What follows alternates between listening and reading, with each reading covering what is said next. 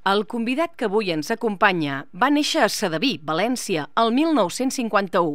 Periodista i reconegut escriptor, ha treballat principalment la novel·la negra. La seva primera obra data del 1984, amb el títol de No emprenyeu el comissari, amb la que va començar una exitosa producció que el va situar com un dels autors més importants de la literatura en llengua catalana. Entre les seves novel·les destaca Gràcies per la propina, el 1994, que va rebre el Premi Sant Jordi de novel·la, i Societat Limitada, el 2002, guanyadora dels premis Joan Creixells, Premi Nacional de la Crítica i Crítica Serra d'Or.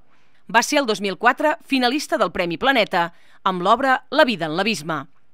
Acaba de publicar El Bulevard dels francesos, la que per a molts és la seva millor obra. Avui, a l'altra cara, Ferran Torrent.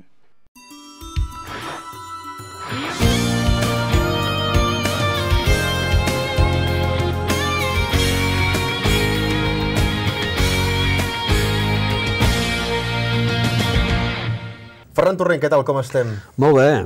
El Bulevard dels francesos, la primera versió de qualsevol de les seves novel·les, sempre l'escriu a mà.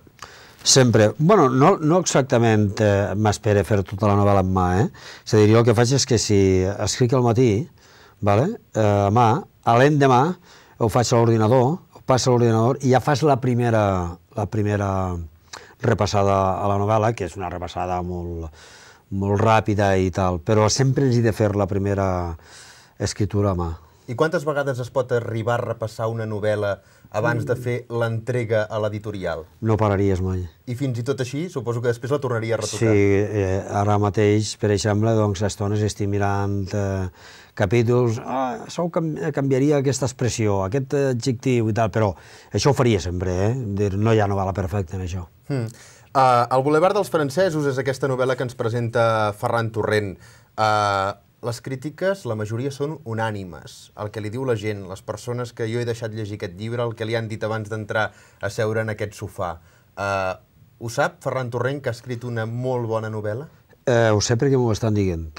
I ja m'està mosquejant. Per què? Perquè saps allò que hi ha algú que està malalt i tot el món diu que bona cara fas i està palmant el tio. I jo estic pensant, em deu passar alguna cosa que tot el món està animant-me, no? Però és veritat, tot el món m'està dient que li agrada molt la novel·la, que és la meva millor novel·la, però bueno, jo crec que les coses n'hi tenen una perspectiva, no?, per saber si és la teva millor novel·la o no, no? Però la veritat és que estic sorprès de la rebuda de lectors i de crítica. Si parlem del Bulevard dels francesos, una novel·la que ens parla d'una València dels anys 60, de l'any 62. És un dels llibres que més li ha fet treballar no l'argumentació, no els personatges, que també, sinó contextualitzar aquesta novel·la? Sí, és la novel·la que més feina m'ha donat, sens dubte. De documentació. De documentació, d'estructura d'argument, de personatges, d'acció, d'època, perquè n'hi ha dues èpoques, 62-2004, de dos planos narratius que són diferents, un és tradicional i l'altre és monòleg interior i amb tots els diàlegs incorporats a la narració, encara que això és una part només de la novel·la, que seria un 25 o un 30% de la novel·la. Dirà la novel·la que en tots els aspectes més feina m'ha donat, sí. 400 pàgines, la més llarga, em sembla, sí, la més llarga, de les seves obres. Sí. Qui l'ha parat, vostè o l'editorial? Qui l'ha parat, què vols dir?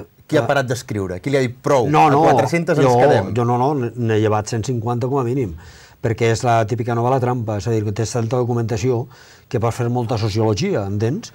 Però clar, al final vas pensar que això anava en detriment de l'argument, i a mi el que m'agrada és que el lector que agafa la novel·la, si pot ser que no la deixa, l'ha de deixar precís perquè són 400 fulls, no pot estar 2 dies sense deixar, entens? Però el que a mi me passava en Stieg Larsson, no?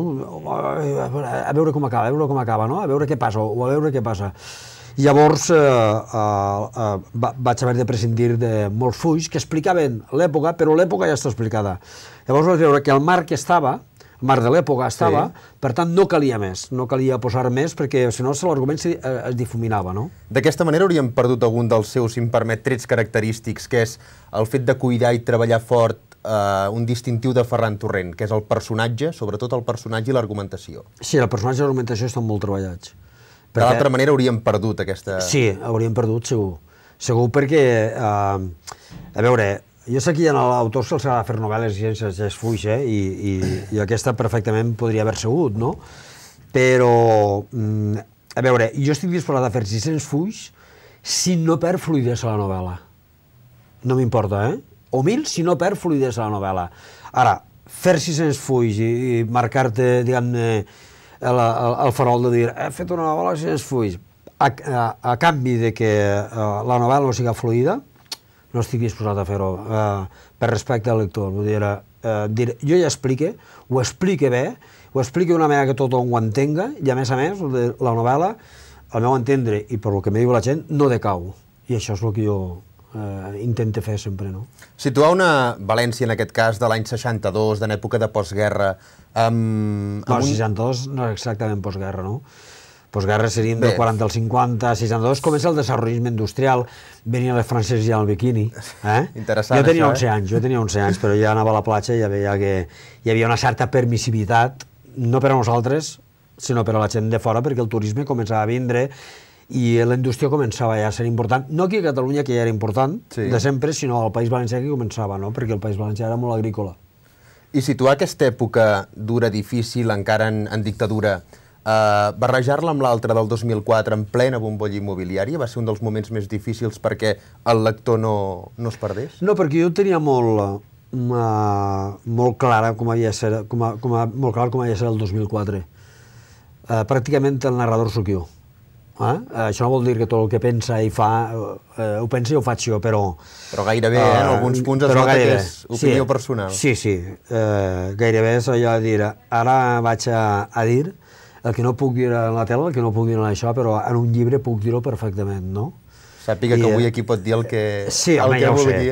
Ja ho sé, però la ficció és la ficció, no? Sempre tens l'excusa de la ficció. I això ho tenia molt clar. El pla de la narració actual el tenia claríssim, l'altre no, perquè l'altre era molt de treball, de documentació, d'encaixar totes les peces, de tot el que està passant, entens? De personatges tan diferents i tan dispars entre ells. M'ha agradat molt una reflexió del llibre, que és el parlar de les ideologies. L'extremisme al que ens pot portar una ideologia. Vostè reflecteix molt la humanitat de les persones, pensin com pensin, sempre dins una mena de racionalitat humana i que sigui tolerant. Abans les persones que la seva ideologia? Sí, jo porto això a terme la meva vida. És a dir, jo tinc gent que pensa com jo que no la vull veure ni en pintura. I tinc gent que divergeix amb ella ideològicament, és tolerant, però que no tenim les mateixes idees polítiques, i me'n vaig amb ella a la fi del món. Amb aquestes persones vaig enlloc, a tot arreu. Entens? Però per mi està claríssim. L'aspecte humà per a mi és molt més important que la ideologia. Ho tinc claríssim, això. Per què arribem a prejutjar tant les persones? Si aquest és del PP, fora no el volem, aquest és independentista, aquest no el volem... Em sembla una bogeria, això, francament. I això, saps què passa? Que les ciutats potser hi ha aquest dogmatisme i aquest sectarisme, però els pobles no. Jo visc en un poble de tota la vida, i és un poble petit de 8-9.000 habitants, i llavors es coneixen gairebé tots. I tu pots dir, aquest és el PP, però jo jugo al dòmino amb aquest tio i m'ho passa bé. És un tio que em respecta. A veure, si es posem a parlar de política, no tenim res a fer. Però podem parlar de gastronomia, podem parlar de llibres, si és que llegeix, podem parlar de moltíssimes coses. I en els pobles la gent és més tolerant, perquè et coneix humanament, entens? És a dir, en el meu poble n'hi ha blaveros, perquè ens respecten, absolutament. Hi ha gent que diu que el català i el valencià no és la mateixa cosa, però a mi ens respecten, absolutament. Per què? Perquè et coneixen. Et coneixen de tota la vida, i llavors ja no actua tant la qüestió ideològica, la qüestió política, entens? I és molt important per a mi això. I tens més probabilitats d'enganyar-te les persones perquè les coneixes humanament.